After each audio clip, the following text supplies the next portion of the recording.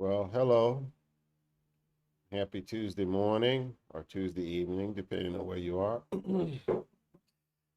uh, I'm still enjoying the president's retirement program. Really going well. Having a pleasant time here with my family in the Philippines. Miss my other family, my kids in the States, but I'm here with my youngest son and my soon-to-be wife, and we're having a wonderful time. All right, what I want to talk about today is there as of October 2nd, I'm gonna go over this article I found, and it's important because as of October 2nd, what's going to happen is, especially in the Department of Defense, they're going to start getting rid of underperformers. Now, the Secretary of War, Mr. Hegseth, he's already set up standards for active military. But also, they have standards for Department of Defense employees. Depending on what your job is, those can be pretty stringent. Well, not too stringent, but for a lot of people, they're stringent. For example, there are people that are required to stay under 300 pounds and to be basically fit and healthy enough to go anywhere in the world at any time to support our nation's military. But what's happened over the years, especially as we get older, a lot of people, they gain a lot of weight, and a lot of people are having a problem. I've witnessed this personally. A lot of people are having a problem with 300 pounds, and not just the 300 pounds, just staying fit enough or healthy enough to walk a block without getting out of breath. Now, you tell me, how can you support soldiers if you can't even walk maybe 50 or 60 steps without getting out of breath and having to take a break? It's ridiculous. Or if you're over 300 pounds, how can you support people? And that's what this article is relating to. Now, I know a lot of people think it's regarding underperformers, like people who don't do a good job and stuff like that. Yes, it pertains to that. It does pertain to people who don't do a good job or have a bad attitude and so forth, so on and so forth. But from my personal experience, everyone does a pretty good job. The only problem I see is the people that are unable to do their jobs. Like a lot of people's jobs require them, like I said, to be able to travel. We have people that cannot travel anymore. They're physically unable to travel. Like I told you, you have people that's far above the weight standards. They've gotten away with it for years, but according to this article, that's not going to happen anymore. They are looking for ways to cut people out, and I promise you, it looks like they're going to succeed.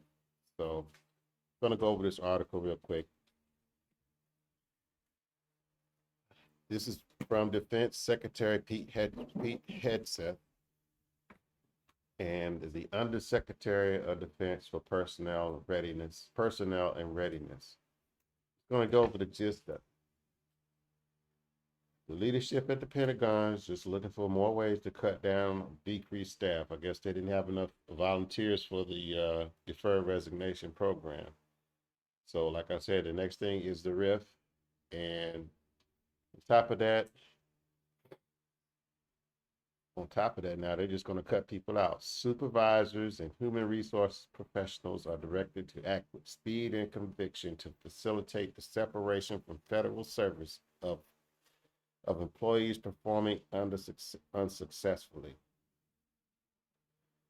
Justifications for removal include consistent failure to meet deadlines, quality standards, or productivity targets. This is the kicker: inability to perform key tasks. That's the kicker. There are tons and tons of people in the Department of Defense that are unable to perform key tasks for jobs they are in. Like I told you, there are people that are supposed to be able to travel and deploy on demand anywhere in the world at any time, and they really aren't able to. For medical reasons. Like I said, they could for weight reasons. Uh, they can have diabetes. Like I said, there are a lot of people that's seriously overweight. They can have heart problems, all kinds of issues to where they cannot travel. So that's them right here. Inability to perform key tasks.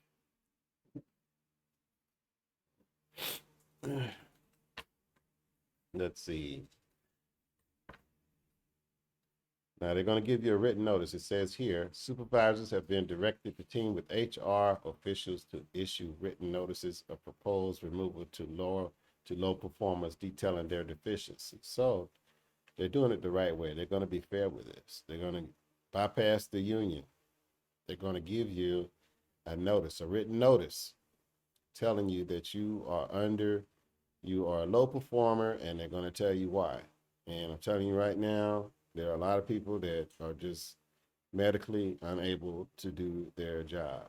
And to be fair, for the government side, you got to look at the government side. Like I said, a lot of the people, a lot of people are in jobs where they're supposed to go on demand anytime to support the military. They're supposed to perform certain tasks to support the military, and they're unable to.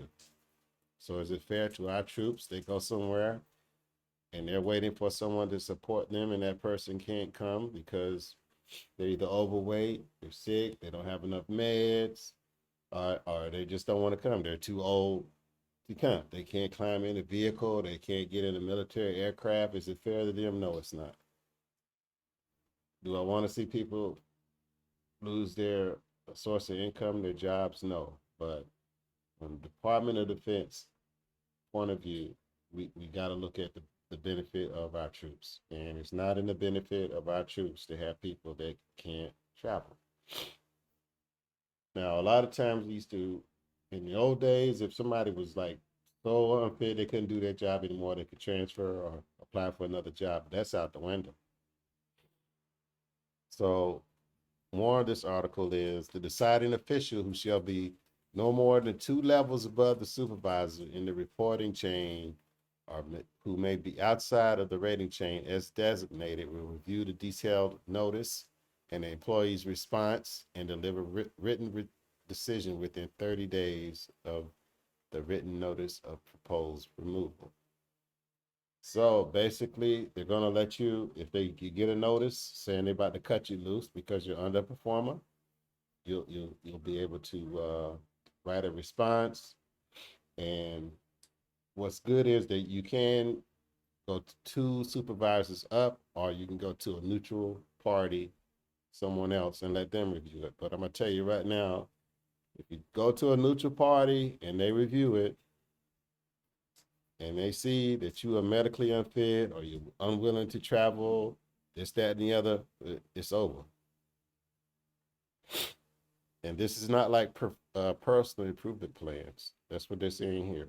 Unlike removals pursuant to Chapter 43 of Chapter 43 of Title 5 United States Code, Performance Improvement Plans, or PIPs. We all know about that. Performance improvement plans are if you're doing such a bad job, your supervisor has to give you notice, and they tell you what they detail your deficiencies, and you have a year to fix them. And if you don't fix them within that year, they cut you loose.